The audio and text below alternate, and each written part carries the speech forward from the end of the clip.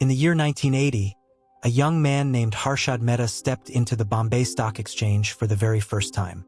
Little did he know that in the next decade, he would rise from an ordinary jobber to become the big bull of the Indian stock market. But as meteoric as his rise was, his downfall would be equally devastating. This is the story of India's biggest financial scandal. In 1973, in the city of Raipur, an 18-year-old Harshad Mehta was frustrated with his life. His father's business was failing, and so was his health. But Harshad was determined to change his fate. He decided to try his luck in the city of dreams, Mumbai. Enrolling in Lala Lajpat Rai College, he took up odd jobs to make ends meet. From collecting and selling plastic scrap to trading cement, Harshad did it all.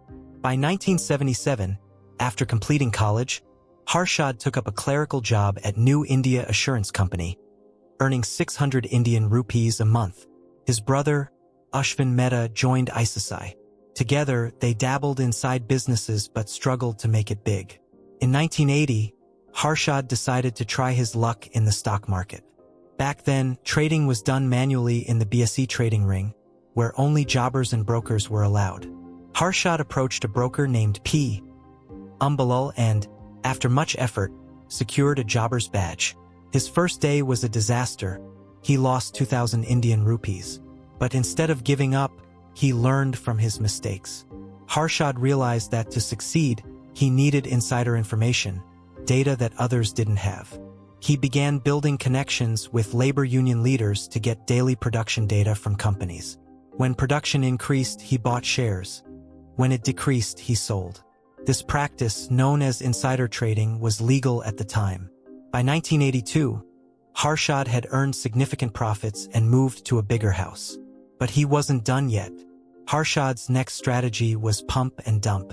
He identified undervalued stocks, bought them in bulk with his associates, and artificially inflated their prices. Once the prices soared, he sold his holdings for massive profits. But in March 1982, disaster struck. On Black Thursday, the market crashed, and Harshad lost 10 Indian rupees lakh. He had to mortgage his wife's jewelry to pay his dues. In June 1982, Harshad and Ashwin decided to start their own stockbroking firm, Grow More Consultants. They began with a small office and a vision to manage wealthy clients' portfolios. Harshad noticed that tea companies' shares were undervalued despite rising tea prices. He invested heavily in companies like McLeod Russell and Tata Tea, and within a year, their share prices skyrocketed. Grow More became synonymous with high returns, and people lined up to invest. By 1985, Harshad was a star in the stock market.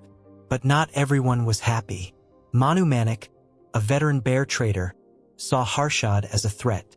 In 1986, during a market downturn, Manik and his associates targeted Harshad's investments, spreading rumors that Harshad was bankrupt.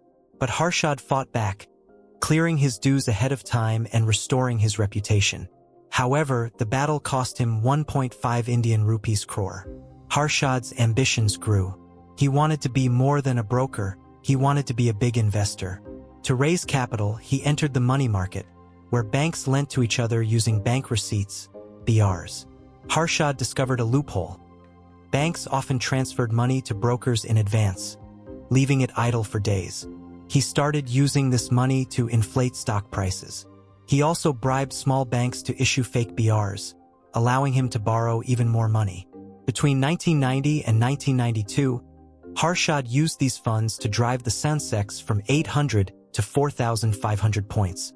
But in 1991, the RBI cracked down on BR misuse. Harshad's empire began to crumble.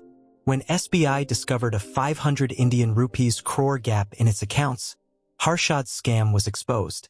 On April 23, 1992, Times of India broke the story, and the market plunged.